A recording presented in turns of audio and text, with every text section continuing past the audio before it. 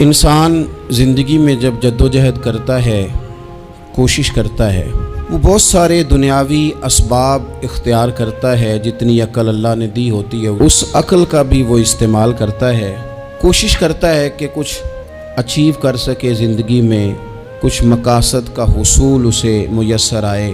عزیز بھائیوں، ایک بات اپنے ذہن میں اچھی طرح بٹھا لیں اور لکھ لیں کہ زندگی میں جو کسی بندے کو کامیابی حاصل ہوتی ہے وہ رب تعالیٰ کی مدد سے حاصل ہوتی ہے۔ اگر رب تعالیٰ مددگار ہو تو پھر کوئی چیز بھی رستے میں رکاوٹ نہیں بنتی، اور اگر مالک کریم کو منظور نہ ہو تو انسان بہترین سیاستدان ہو، اچھا ایڈمنسٹریٹر ہو، اس کا ذہن بڑی وسعت رکھتا ہو، بڑی اچھی پلاننگ کرنا جانتا ہو، سارا کچھ ہو، تو بندہ ناکام ہو جاتا ہے۔ مسلمانوں کو جتنی کامیابیاں ملیں ان کا پس منظر صرف اتنا تھا کہ اللہ تبارک و تعالیٰ نے اپنے بندوں کی مدد فرمائی، اور اب تعالیٰ نے قرآن مجید میں اس حقیقت کا بیان کیا، فرمایا بل اللہ مولاکم، فرمایا بلکہ اللہ تمہارا مولا ہے، وَهُوَ خَيْرُ النَّاصِرِينَ، اور وہ بہترین مددگار ہے۔ وہ جو رب تمہارا مولا ہے وہ بہترین مددگار ہے، اور اگر وہ مدد کرے تمہاری، سورہ آل عمران میں آگے جا کے ارشاد فرمایا اگر اللہ مدد کرے تو پھر تم پر کوئی غالب نہیں آ سکتا، اور اگر وہ تمہاری مدد چھوڑ دے تو پھر کوئی تمہاری مدد کر سکتا، کوئی مدد نہیں کر سکتا۔ بدر کی جنگ بھی اور فتح مکہ بھی رمضان المبارک میں ہوا ہے۔ میں دونوں پر غور کر رہا تھا تو ایک نیا مضمون میرے ذہن میں آنے لگا۔ بدر کی جو جنگ ہے اس میں بھی ایک عجیب انقلاب آیا ہے کہ 313 نے 1000 سے مقابلہ کیا، اور جن 1000 سے مقابلہ کیا وہ اسلحے سے لیس تھے، اور یہ جو 313 ہیں ان کے پاس 6 زرہیں، 8 تلواریں، چند گھوڑے، لیکن اللہ نے کامیابی دی تو خود رب نے بیان کیا کس طرح دی، فرمایا وَلَقَدْ نَصَرَكُمُ اللَّهُ بِبَدْرٍ وَأَنْتُمْ أَذِلَّةٌ۔ وہ کامیابی اس طرح ملی ہے کہ رب نے تمہاری مدد کی تھی، تم تو کمزور تھے، اللہ نے بدر میں تمہاری مدد کی، تم جیت گئے۔ وَلَقَدْ نَصَرَكُمُ اللَّهُ بِبَدْرٍ وَأَنْتُمْ أَذِلَّةٌ، اللہ نے بدر میں تمہاری مدد کی، تم تو کمزور تھے۔ پھر فتح مکہ نصیب ہوئی تو اس میں بھی بہترین منصوبہ بندی نبی پاک علیہ السلام نے فرمائی، بہترین حکمت عملی حضور نے اپنائی، لیکن ہمیں جو اللہ رسول نے بات سمجھائی وہ کیا ہے؟ اذا جاء نصر اللہ والفتح، فرمایا جب اللہ کی مدد آئی اور فتح نصیب ہو گئی۔ یہ اللہ نے مدد فرمائی تمہاری، یہاں بھی فتح مکہ بھی اللہ کی مدد سے، جنگ بدر بھی اللہ کی مدد سے۔ وہ جو مدد ہے اللہ تعالیٰ کی، جب وہ ہم یہ کرتے ہیں کہ ہم اپنی ساری زندگی سیاست کی نظر کر دیں، ہماری سیاست صرف ملک میں نہیں ہوتی، ہماری سیاست خاندان میں بھی ہوتی ہے، ہم گھر کے اندر بھی سیاست کرتے ہیں، ہم کسی خاص طریقے سے لوگوں کو اپنے پیچھے چلانا چاہتے ہیں، ہم ایک خاص اسلوب اختیار کرتے ہیں کہ لوگ ہمارے پیچھے چلیں۔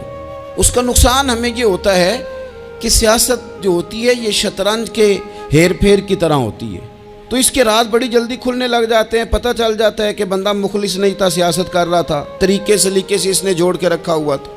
ہم ہر جگہ سیاست کے بل بوتے پر چیزوں کو لے کے چلنا چاہتے ہیں، سیاستیں ناکام ہو جاتی ہیں، سیانے لوگ فیل ہو جاتے ہیں، بچتا صرف وہی ہے جس کے پیچھے رب تعالیٰ کی مدد شامل حال ہوتی ہے۔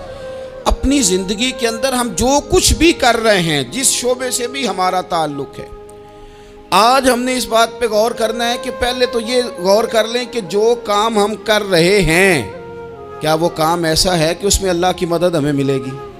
اگر آپ کوئی معاذ اللہ ناجائز کام کر رہے ہیں، فعل حرام کا ارتکاب کر رہے ہیں، تو اس میں تو مدد الہی آئے گی نہیں۔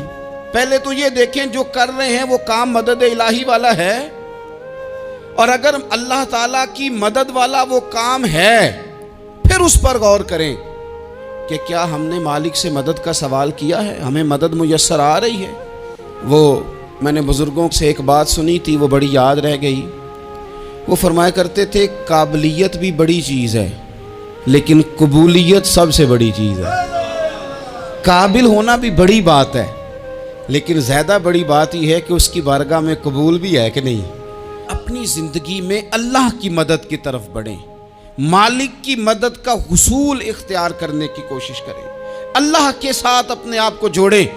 اگر اللہ کی مدد نصیب ہو، یہ جو ہم جتنا ڈرتے رہتے ہیں، سہمے رہتے ہیں، پریشان رہتے ہیں کوئی کیا کر دے گا، ہمارے ہاں نا ہر شعبے میں معاذ اللہ ایک مافیا ہے، الا ماشاء اللہ۔ وہ مافیا کہتا ہے میرے ساتھ ملو گے تو میں چلنے دوں گا، ورنہ میں نہیں چلنے دوں گا، مارکیٹ میں آ ہی نہیں سکتا فلانا بندہ، کیونکہ یہاں ہمارا قبضہ ہے۔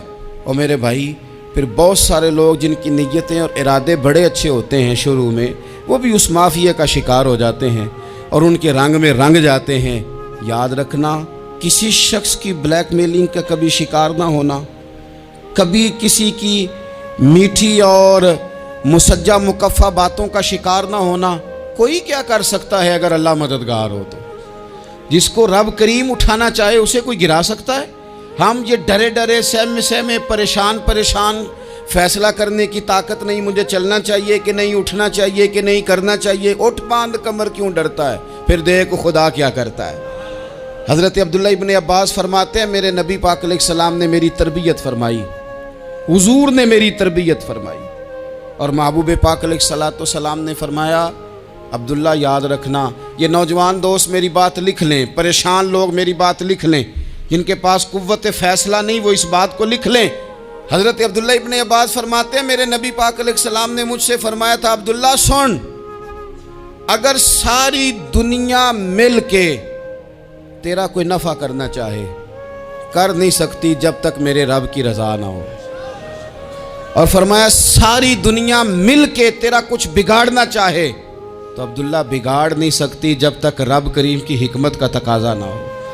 لوگوں سے ڈرنا، لوگوں کی طرف دیکھنا، ماحول دیکھ کے اپنے راہ کا تعین کرنا، ہر بندے کے خیالات کے مطابق ڈھلنے کی کوشش کرنا، فلانا نہ ناراض ہو جائے، فلانا نہ ناراض ہو جائے، وہ جس نے ہونا ہو جائے، بس رب رسول ناراض نہ ہو۔ اپنی زندگی میں اپنے مالک کو مولا جان کے، بل اللہ مولاکم، اللہ تمہارا مولا ہے، وَهُوَ خَيْرُ النَّاصِرِينَ، وہ بہترین مددگار ہے۔ توجہ جب بھی کریں رب کی جانب کریں، اپنے دل کا قبلہ درست رکھیں، سوچوں کے زاویے سیدھے رکھیں۔ میرے بھائی مالک جب بندوبست کر دے نا، جب مالک بندوبست کر دے پھر ایسا بندوبست کرتا ہے کہ لوگوں کے پاس نا چارہ نہیں رہتا۔ حضرت مریم رضی اللہ تعالی عنہا پاک باز تھیں، مسجد میں رہی تھیں، پر مالک کی حکمت کے تقاضے بڑے عجیب ہے نا۔ پھر جناب مریم کو اللہ تعالیٰ نے بغیر شوہر کے اولاد عطا کر دی۔ یہ بات ہی ایسی تھی، وہ کسی نے کہا تھا کہ مخلوق تو فنکار ہے اس درجہ کے پل بھر میں، سنگے در کعبہ سے بھی اصنام تراشے، تم کون ہو کیا چیز ہے داغ کبابی، لوگوں نے تو مریم پہ بھی الزام تراشے۔ تو لوگوں نے کہا کدھر سے لے آئی بچہ، تیرا باپ تو ایسا نہیں تھا، کہاں سے لے آئی؟ اللہ کرے میں آپ کو سمجھا سکوں، ذرا اپنے آپ کو وہاں کھڑا کریں کہ ایک پاک باز عورت، پاک باپ کی بیٹی، طیب ماں کی بیٹی، اور اللہ کے گھر میں پرورش پانے والی خاتون، ایک وہ وقت اور ایک یہ وقت کہ اس عورت کو کٹہرے میں کھڑا کر کے پوچھا جا رہا ہے کہ معاذ اللہ تیری گود میں بچہ جائز نہیں ہے، کہاں سے لائی ہے؟ اب خود سے صفائیاں بندہ کتنی کو دے، کتنی کو وضاحتیں کرے۔ اور میں نے تو اپنی زندگی میں دیکھا ہے زیادہ وضاحت دینے والے کو بھی لوگ جھوٹا سمجھنے لگ جاتے ہیں، زیادہ وضاحت دینے پر بھی لوگ کمزوری کا اظہار سمجھتے ہیں کہ کمزور پڑ گیا۔ آپ صلح کی کوشش کرتے ہیں، سامنے والا بزدل سمجھ لیتا ہے، زیادہ وضاحتیں بھی کمزور کر دیتی ہیں۔ اب حضرت مریم کو کٹہرے میں کھڑا کر کے کہا بچہ کس کا ہے؟ تو پھر خدا بندوبست جب کرے، اللہ جب مددگار ہو، تو پھر حضرت مریم کی گواہی درختوں سے نہیں دلوائی، اس نے پتوں سے نہیں دلوائی، پھر فرشتے نہیں بھیجے۔ حضرت مریم کہنے لگی مجھ سے نہ پوچھو، وہ جو پنگوڑے میں ہے اسی سے پوچھ لو، ان سے پوچھو نا، وہ کون ہے پوچھ لو، ان سے کر لو سوال۔ انہوں نے کہا پنگوڑے میں چند دنوں کا بچہ یہ جواب دے گا؟ مددگار تھا رب، ان کی برات کا اعلان کرنا تھا مالک نے، اور جب مالک اعلان کر دے، جب مالک تیری صفائی دینا چاہے، جب مالک تجھے دنیا کے سامنے نکھارنا چاہے، تو पंघूड़े में लेटे हजरत ईसा बोल के कहने लगे इन्नी अब्दुल्लाह आतानियल किताबा, फरमाया मैं अल्लाह का बंदा हूं, रब ने मुझे किताब अता करके नबी बना के दुनिया में भेजा है। मैं अल्लाह का बंदा हूं, किताब लेके आया हूं, नबी बन के आया हूं। फिर पंघूड़े से ऐलान हो गया, फिर बच्चा बोल पड़ा। और ये एक दफा नहीं बात हुई, ये बनी इसराइल में एक जुरैज नाम के शख्स भी थे जो नमाज पढ़ रहे थे। बाज ने लिखा है नफल नमाज थी, अम्मा ने पुकारा तो आए नहीं, तो माँ के मुंह से निकल गया तू इतनी देर तक मरेगा नहीं जब तक किसी बेहया औरत का मुंह ना देख ले। तो वो इबादत गुजार थे, लेकिन लोगों ने उनकी इबादत, रियाजत, परहेजगारी को नहीं देखा। बस एक औरत को भेज के इल्ज़ाम लगवा दिया। वो औरत आया जाया करती थी, अब आ जाती हैं औरतें, मसला पूछने की नीयत से भी आ जाती हैं। माहौल में कुछ जगह ऐसी भी हैं जहां औरतें दम कराने के बहाने आ जाती हैं। वो खातून आती जाती थी उस खानका पे, आस्ताने पे, ये बुखारी में मौजूद है। पर उसने कहा मेरी गोद में जो बच्चा है ये इन्हीं का है। मुझे बताएं कैसे बंदा वजाहत दे। हालात ख़राब हो गए, लोग कुटिया जलाने लगे, माहौल और तरह का बन गया। मेरे नबी पाक अलैहिस्सलातो सलाम फरमाते हैं फिर उस रब के बंदे ने कहा मालिक तू करीम है, तेरी मशीयत का तकाजा आया जो मेरी माँ ने जुमले बोले थे, पर अब मैं वजाहत देने के काबिल नहीं रहा। अब तू ही करम करेगा तो दरवाज़ा खुलेगा। तो वो चंद दिनों का बच्चा पंघूड़े में बोल के कहने लगा मैं इस दरवेश का नहीं, मैं तो फलाने चरवाहे का बच्चा हूँ, वो जो बकरियाँ चराता है। रब की मदद को पुकारें, अपने साथ अपने मालिक की मदद को शामिल करें, थोड़े रिस्क पर भी गुजारा अच्छा होने लग जाएगा। सारे लोग आपको गिराने की तदबीरें कर रहे होंगे और मालिक आपको इज्जतें अता फरमा देगा। उसकी बारगाह से हिकमत का तकाजा और हो जाएगा। हमने सारी जिंदगी लोगों को राजी करने में गुजार दी, सारी जिंदगी बुढ़ापा आ गया बच्चों को पालते, और बच्चों ने आखिरी उम्र में कह दिया अब्बा अगर कोई ढब का काम कर लेते तो आज हमारे दिन भी फिर न जाते। सारी जिंदगी गुजार दी बहन भाइयों को राजी करने में, सारी जिंदगी गुजार दी जिम्मेदारियां उठाने में। उनको 99 दफ़ा दिया, एक दफ़ा नहीं दिया तो उन्होंने कह दिया तूने तो कभी दिया ही नहीं, तू था ही नहीं। सारी जिंदगी मोहल्लेदारों, इलाके वालों को राज़ी करने में गुजार दी। और मैंने ऐसे लोग भी देखे दीन के लिए वक्त गुजारा, लेकिन जब बुढ़ापे में दांत काम न करते थे तो वक्त के मुफ्तियों को भी मस्जिदों की कमेटियों ने कह दिया अब आपकी समझ नहीं आती, हमने खतीब को यौर रखना है, न देखो दुनिया की तरफ, दुनिया रुला देती है, न राज़ी करो बंदों को, बंदे थका देते हैं, न पीछे भागो हर वक्त दुनियादारों के, ये इंसान को कमज़ोर कर देते हैं। वो तो करीम ही बड़ा है, 2 आंसू ज़मीन पर बाद में गिरते हैं, बंदे के गुनाह सारे पहले माफ़ फरमा देता है। अल्लाह की मदद का हुसूल, अपने मालिक की मदद की तरफ बढ़ना।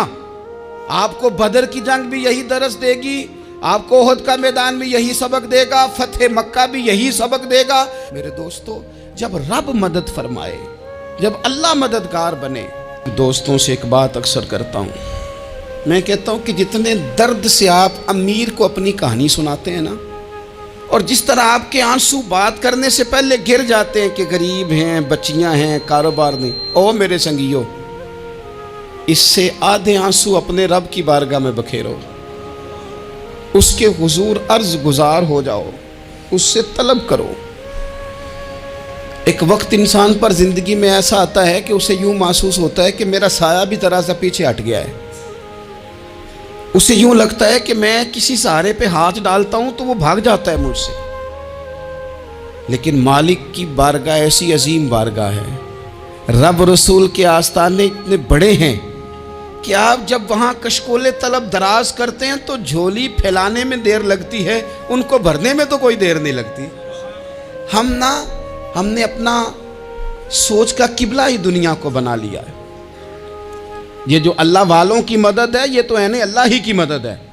लेकिन ये जो सेठों की तरफ तवज्जो करना, नवाबों की तरफ तवज्जो करना, दुनियादारों की तरफ तवज्जो करना और अपना मिजाज इस तरह का बना लेना, यारो गर्दन को झुका देता है खैरात का पत्थर, जहां में मांगने वालों के सर कभी ऊंचे नहीं होते। اور اقبال کہتے ہیں غیرت ہے بڑی چیز جہان تگ و دو میں، پہناتی ہے یہ فقر کو تاج سردارا۔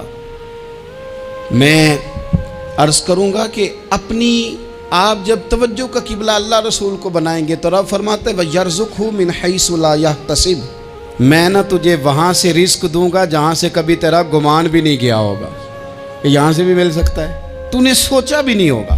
بخاری شریف میں حدیث ہے، حضرت جابر ابن عبداللہ فرماتے ہیں نبی پاک صلی اللہ علیہ وسلم نے نا 300 لوگوں کا ایک لشکر روانہ کیا کسی مہم کے لیے، کسی جہاد کے لیے۔ حضرت ابو عبیدہ بن جراح رضی اللہ تعالیٰ عنہ امیر لشکر تھے۔ فرماتے ہیں غربت اتنی زیادہ تھی، بھوک اتنی زیادہ تھی کہ ایک ایک کھجور دن میں ایک وقت کھانے کو ملتی تھی، اور کچھ دن ایسے آئے کہ اب کھجور بھی نہیں مل رہی۔ فرماتے ہیں اتنی زیادہ بھوک لگی مجاہدین کو 300 بندہ پتے کھا کے گزارا ہونے لگے۔ یہ بخاری میں موجود ہے۔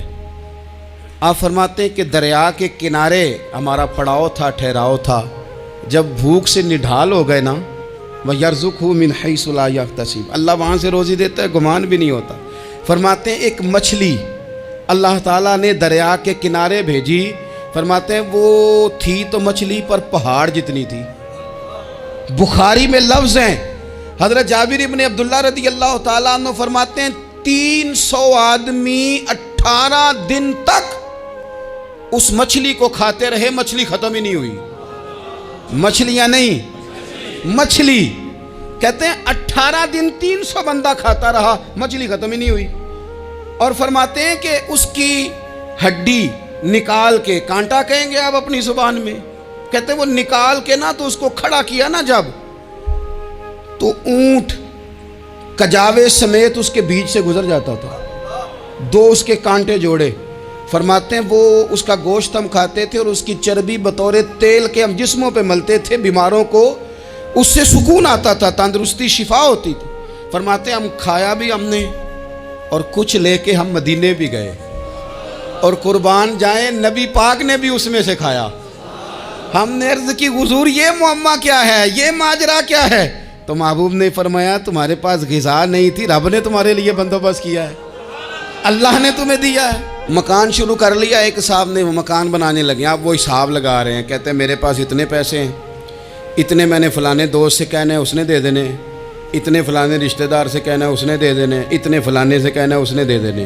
یہ ساری کاپی بنا کے مکان شروع کر لیا۔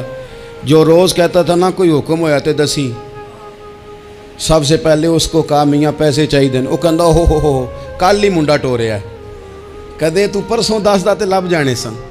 میں آپ کو اپنے تجربے کی بات بتا رہا ہوں۔ جن لوگوں کا خیال ہوتا ہے نا کہ آپ سٹارٹ کریں فلانا کام، ہم آپ کے ساتھ ہیں، اللہ کا ہی کوئی نظام ہے، وہ بالکل بھی نہیں ساتھ ہوتے۔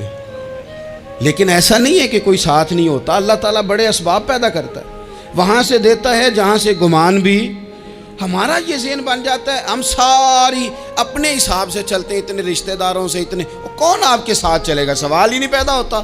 یہ سارے کام چھوڑ کے سب سے پہلے 2 رکعتیں پڑھو، اپنے رب کی بارگاہ میں، رسول کائنات کی بارگاہ میں گزارشات اور استغاثے پیش کرو، وہاں سے خیر طلب کرو۔ دنیا دار کیا دیں گے، کیا دے سکتے ہیں، کیا حیثیت ہوتی ہے کسی؟ اللہ کہتا ہے وہاں سے دوں گا۔ تو جو اللہ مال دے وہ لینا چاہیے کہ رشتہ داروں کا مال دیکھنا چاہیے؟ جو اللہ دے وہ لینا چاہیے کہ سیٹھوں نوابوں کی جیبیں دیکھنی چاہیے؟ جو اللہ دے وہ قبول کرنا چاہیے یا دیکھنا چاہیے کون سا آدمی کہاں پہنچ گیا؟ چھوڑو، اپنی مٹی پہ چلنے کا سلیقہ سیکھو۔ کسی کے سنگ مرمر پہ چلو گے تو پھسل جاؤ گے، پھسل جا۔ اس پر ایک اور بات عرض کر دوں، صحیح بخاری سے، مسلم سے ایک اور بات۔ کچھ چیزیں ایسی ہیں جن سے اللہ کی مدد آتی ہے، مدد ملتی ہے۔ ایک چیز ان میں سے ایسی ہے جس سے بہت مدد نازل ہوتی ہے، وہ ہے کہ جب رب آپ کو دے نا تو پھر آپ بھی اس کے رستے میں دیں، پھر مدد آتی ہے، پھر اور آتا ہے۔ بخاری مسلم میں حدیث ہے، یہ زیادہ ہی توجہ طلب امر ہے، اس پر آپ غور کریں گے۔ حضرت ابو ہریرہ فرماتے ہیں کہ نبی پاک علیہ السلام نے فرمایا ایک شخص نے بادلوں کے اندر سے آواز سنی کہ فلاں آدمی کا کھیت اور باغ خشک ہو گیا ہے، وہاں برسو اور اس کے کھیت کو سیراب کرو۔ وہ بڑا حیران ہوا کہ بادل سے آواز آ رہی۔ پھر اس نے دیکھا کہ ایک پہاڑی پر بارش ہوئی، وہ بادل وہاں برسا، پھر نالیوں سے ہوتا ہوا پانی ایک طرف چلا تو جس نے آواز سنی تھی حضور بیان کر رہے ہیں، وہ بھی پیچھے پیچھے چلا کہ پانی کدھر جا رہا ہے۔ اس نے جا کے دیکھا کہ ایک مقام پہ ایک باغ کو وہ پانی لگ رہا ہے اور ایک آدمی وہ پانی لگا رہا ہے۔ اس نے اس سے پوچھا تیرا نام کیا ہے؟ اس نے کہا کیوں؟ کہنے لگا بتا نا۔ اس نے نام بتایا تو کہنے لگا یہی تو وہ نام ہے جو میں نے بادلوں کے اندر سے سنا ہے کہ فلاں کے کھیت کو پانی دے دو۔ اس نے کہا یار تو کیا عمل کرتا ہے کہ اسپیشل تیرے لیے بارش برسے؟ یہ بخاری پڑھ رہا ہوں، سیاستہ سے حدیث عرض کر رہا ہوں۔ اس سے پوچھا تو کیا کام کرتا ہے کہ جناب اللہ تبارک و تعالیٰ کا حکم کرم آیا کہ خاص تیرے لیے پانی برسے اور تیرے کھیت کو سیراب کرے؟ تو اس نے کہا چھوٹا ذمہ دار ہوں، پر جب فصل اگتی ہے تو 3 حصے کرتا ہوں۔ ایک حصہ اپنے بال بچوں پہ، بہن بھائیوں پہ خرچ کرتا ہوں، ایک حصہ پورا، اور ایک حصہ دوبارہ کاشتکاری پہ لگاتا ہوں، اور تیسرا حصہ خالص میں نے مسکینوں، یتیموں اور غریبوں کے لیے رکھا ہوا ہے۔ وہ جو تیسرا حصہ، اللہ کرے آپ سمجھے، وہ رب کے بندوں پہ تیسرا حصہ خرچ کرتا ہے نا، تو کریم مالک نے فرمایا جہاں سے غریب کا حصہ جاتا ہے وہ کھیت خشک نہیں رہنا چاہیے، وہ جہاں سے مسکین روٹی کھاتے ہیں وہ خشک نہ رہے، جہاں سے یتیموں کو کچھ آتا ہے کہیں اس کی فصل رہ نہ جائے۔ میں اور آپ بھی اگر اپنے مال میں مسکینوں، یتیموں، غریبوں کے حصے رکھ لیں گے تو فصلیں خشک نہیں رہیں گی، ان کے اندر تازگی آئے گی، نور آئے گا، کرم آئے گا، خاص کر خدا کی رحمت برسے گی۔ مدد اللہ سے چاہیں، اپنی توجہات کا مرکز رب رسول کی ذات کو بنائیں، پھر آپ محسوس کریں گے کہ بڑی جلدی اللہ تعالیٰ کی مدد آنے لگی ہے۔ کبھی آپ صرف کہہ دیں نا میرا رب میرے ساتھ ہے، اس لفظ میں اتنی طاقت ہے کہ دشمن ویسے زیر ہو جاتا ہے۔ زندگی میں کسی سے بھی لڑائی ہو تو اچھی طرح سوچ لیں کہ اللہ اس طرف ہے یا اس طرف ہے۔ اگر آپ زیادتی پہ ہیں تو پھر رب مظلوم کی جانب ہے۔ اگر اللہ کی مدد آپ کے ساتھ ہے تو دنیا کی کوئی طاقت آپ کو گرا نہیں سکتی، اور اگر آپ مظلوم کے مقابلے میں ظالم بن کے آپ کھڑے ہو گئے ہیں اور آپ نے رویہ وہ اختیار کیا ہے کہ جس میں مدد نہیں آئے گی، تو پھر یاد رکھ لیں کہ آپ کوئی بھی ہیں، کہاں بھی ہیں، آپ کمزور ہیں۔ طاقتور تھے ابتدائے اسلام میں، ظاہری طاقت تھی کفار مکہ کے پاس، وہ ڈنڈوں سے مارتے تھے غریبوں کو، ان کے ہاتھوں میں ڈنڈے تھے، پر خدائی طاقت ان مظلوموں کے ساتھ تھی۔ صاحب زرقانی نے لکھا ہے حضرت زنیرہ رضی اللہ تعالیٰ عنہ ایک لونڈی ہیں، غریب ہیں، ماڑے دا کی کام محمد نس جانا یا رونا، غریب سادی بی بی اور لونڈی کنیزہ، ایک مشرک کی کنیزہ تھی، انہوں نے کلمہ پڑھ لیا، وہ ڈنڈوں سے مارتا، دروں سے مارتا، تکلیف دیتا۔ حضرت زنیرہ رضی اللہ تعالیٰ عنہ کو اتنا مارا، اتنا مارا۔ اب آپ ایک اور پہلو پر بھی غور کریں، مار بھی پڑ رہی ہے پر خدا ادھر ہی ہے، اللہ کی مدد ادھر ہی ہے۔ رب کہتا ہے کہ پہلے تو صبر کرنا، ان اللہ مع الصابرین، تو صبر کرے گا تو پھر رب کی معیت ملے گی، ذرا ٹھہرنا، تو تھوڑا ڈٹنا۔ ان الذین قالوا ربنا اللہ ثم استقاموا تتنزل علیہم الملائکہ، تو کہے اللہ میرا رب ہے، پھر تو پہلے ڈٹ، پہلے تو نے ڈٹنا ہے۔ ثم استقاموا، جو ڈٹ گیا، تتنزل علیہم الملائکہ، ڈٹنے والے کے لیے مدد آتی، پہلے تھوڑا ٹھہرنا پڑتا ہے، پہلے تھوڑا صبر کرنا پڑتا ہے، حوصلہ کرنا پڑتا، اس کے بعد مدد آتی۔ مار پڑ رہی ہے، مارا جا رہا ہے حضرت زنیرہ کو، ان کا مالک جو ہے ظاہری آقا وہ مار رہا ہے، یہ کنیزہ ہے، اتنا مارا، اتنا مارا، ان کی بینائی چلی گئی، نظر آنا بند ہو گیا۔ ابو جہل آیا اور کہنے لگا زنیرہ دیکھا نا ہمارے بت تیری آنکھیں لے گئے، معاذ اللہ، لات و منات ہمارے بتوں نے تجھے اندھا کر دیا۔ اب ایسا نہیں ہے کہ بی بی روتی جا رہی ہے، روتی جا رہی ہے، مایوسی مایوسی، معاذ اللہ، پریشانی، غریبی بڑی ہے، پوچھنے والا کوئی نہیں، یہ باتیں نہیں۔ کیا جملے ہیں خاتون کے، کیا لفظ ہیں۔ ابو جہل نے تنزیہ کہا، معاذ اللہ، کہنے لگا دیکھا نا ہمارے بتوں نے تجھے اندھا کر دیا۔ تو جناب زنیرہ آنکھوں کی بینائی گئی ہے، رات کو گئی ہے، دکھ ابھی تازہ ہے، لیکن اللہ پہ جو توکل ہے، اپنے مالک سے جو رشتہ ہے، وہ اتنا مضبوط ہے، اتنا طاقتور ہے، اس میں اتنی گہرائی ہے کہ حضرت زنیرہ بول کے نا اتنی قوت سے بولی، اتنی طاقت سے بولی کہ پورے کفر پر لرزہ طاری ہو گیا۔ فرمانے لگی تمہارے بتوں کی کیا اوقات ہے کہ وہ میری بینائی لے جائیں؟ یہ میری رب کی حکمت کا تقاضا ہے۔ جب تک اس نے چاہا زنیرہ دیکھتی رہی، اور جب اس نے چاہا زنیرہ کی آنکھوں کی بینائی چلی گئی، اور اگر وہ چاہے گا نا تو بینائی واپس بھی کر دے گا۔ اگر ہو ذوق یقین پیدا تو کٹ جاتی ہیں زنجیریں، اگر وہ چاہے گا تو بینائی آ بھی جائے گی۔ حضرت زنیرہ نے رات کو یہ لفظ کہے، ابو جہل اور سارے کفار ڈر کے سن کے چلے گئے، آپ اطمینان سے آ کے بستر پہ سوئی۔ جب سویرے اٹھی تو اللہ نے آنکھوں کی روشنی واپس کر دی تھی۔ آنکھوں کی اب چھڑی پکڑی ہے، بازاروں میں گھومتی ہے، کہتی ہیں بلاؤ کدھر ہے تمہارے نات و منات، دیکھو میرے رب نے روشنی واپس کر دی۔ آ کر میرے ساتھ ادھر آ، ستمگر ہنر آزمائیں، تو تیر آزما ہم جگر آزمائیں۔ بیمار لوگوں یاد رکھو، کہہ دیا ڈاکٹر نے کہ تو بڑا بیمار ہے، تو بڑا کمزور ہے، یہ ہو گیا وہ ہو گیا، تو ڈاکٹر اپنے علم کے مطابق بات کر رہا ہے، ہوگا تو وہ جو میرا رب چاہے گا۔ کمزور ہو جانا، پریشان ہو جانا، تکلیف میں آ جانا، پتہ نہیں بات ہو گئی ہے تو جانے کیا ہو جائے گا۔